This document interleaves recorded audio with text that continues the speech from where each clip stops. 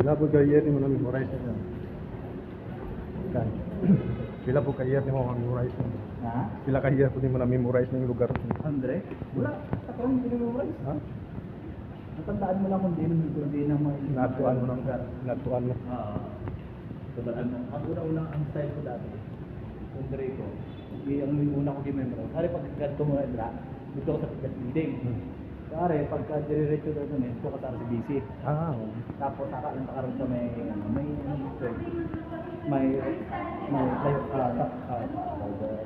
overpass.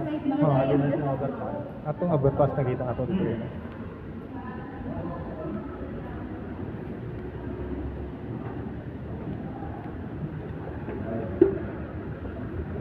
So, ang memorize ko dati, nandito ko sa yung balay, nakumpo lang ko.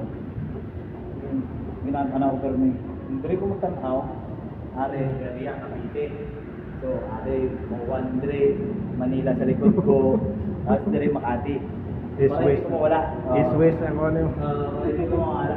Hindi ka nakatanaw. Wow, East West lang naman. Wala po. Wala po. Ito ginamit. Ordo. Underpass yun.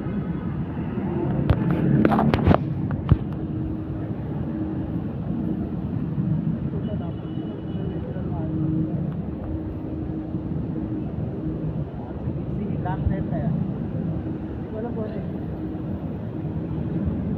Lang center. Direct. Lang center pero may sikaryuhan. Ah, smoking area.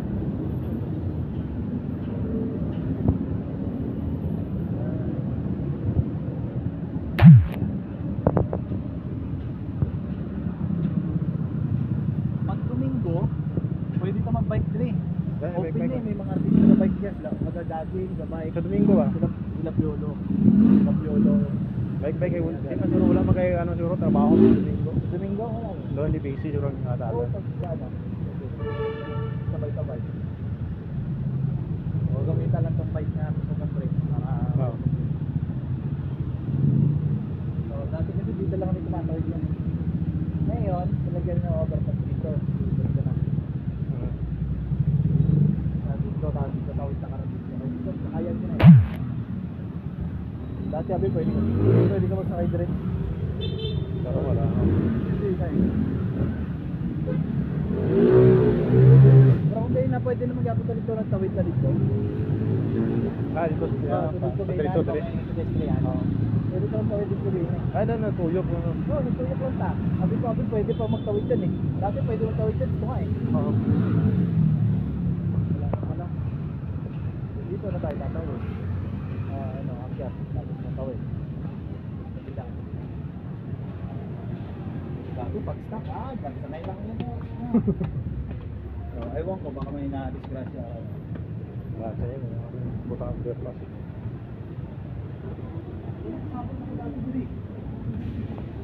Oo, dati. Kung sa kakilala kami. RCBC Plaza.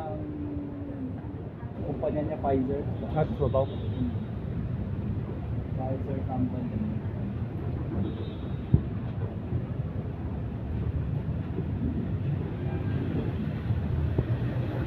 Tuloy na. Ang buwa. Sa may crossing dito.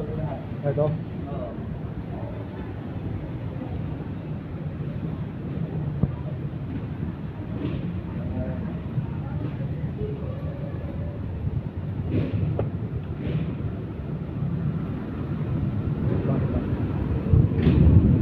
Like- Magawas na gamit naman. Bago mo ano, sabat sa usada mo. Yan eh.